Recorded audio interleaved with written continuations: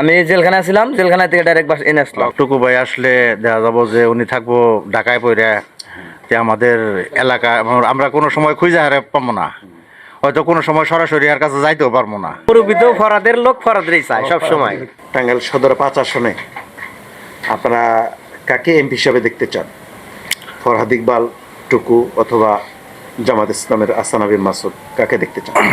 এখন আমরা তো আসলে জনগণ, আসলে আমরা চাইবো যে আমাদের মাঝে মাঝে যে আসবে সে যেন ভালোভাবে পরিচালনা করে, বা সে যেন আমাদের ওই এলাকাটা শান্ত সুষ্ঠুভাবে পরিচালনা করে। তা আমরা এটাই চাবো। এখন টুকুই আসুক, আর ইকবালি আসুক, আর যে আসুক, কি আমরা আজকে এটাই এলাকার চাবো। উন্নয়নের ধারাবাহিকতা রক্ষা হবে আপনার মনে হয়? এখন আমাদের আর হাত ধরে এই সদরের 5 আসনের মানুষের ভাগ্যের পরিবর্তন হবে? এখন আমার এলাকা ভিত্তিক হিসাবে আমরা মানে নির্ধারণ করি যে ইকবাল আসলে আমাদের জন্য ভালো হবে। ফরহাদ ইকবাল, জি।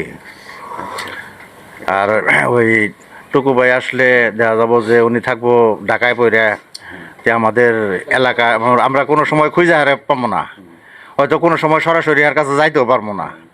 আর ইকবাল ভাই থাকলে দেখা যাবো যে যে কোনো সময় যে কোনো মুহূর্তে আমি কাছে যাইতে পারি, যে সরাসরি কথা বলতে পারবো, মানে এই সুযোগটা আমাদের থাকবে আর কি। কিন্তু ওই টুকু ভাই থাকলে আর আমরা অতটুকু সুযোগ সুবিধা আমরা পাবো না। আপনি কিছু বলেন?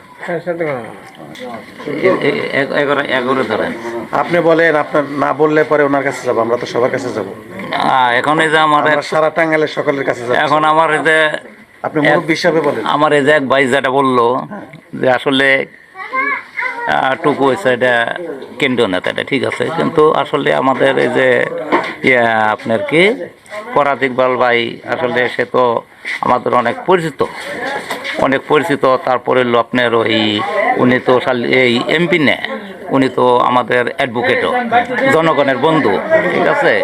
সে জনগণের বন্ধু হিসেবে সে যাই হোক সে নড়াচড়া করে।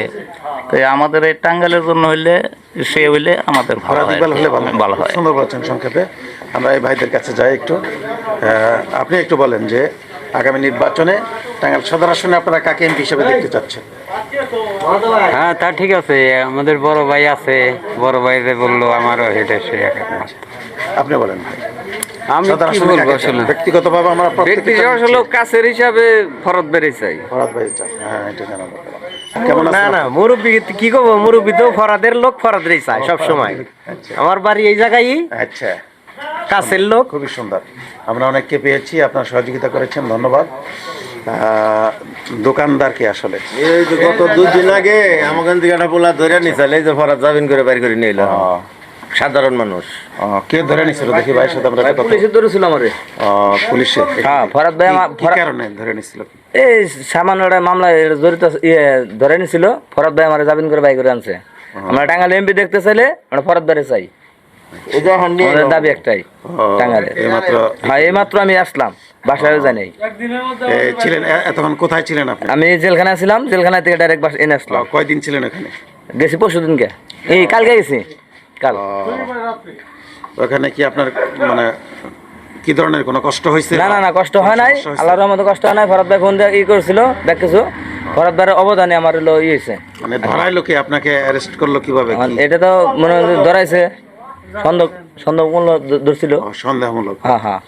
তো আল্লাহর রহমতে আপনি ফেরত আসছেন, এবং ফরহাদ ইকবাল সাহেব তার এই নেতৃত্বে আপনাকে বের করে নিয়ে জি জি জি জি, আমাদের সহযোগিতা করতে ফরাদ ভাই। হ্যাঁ, এই জন্য আপনারা মূলত তাকেই চান সবাই? জি, টাঙ্গাইল সদর থেকে আমরা 5 আসন থেকে আমরা ফরাদ ভাই চাই। ফরহাদ ইকবালকে চান, স্বতন্ত্র প্রার্থী। হ্যাঁ, জি, ঠিক আছে।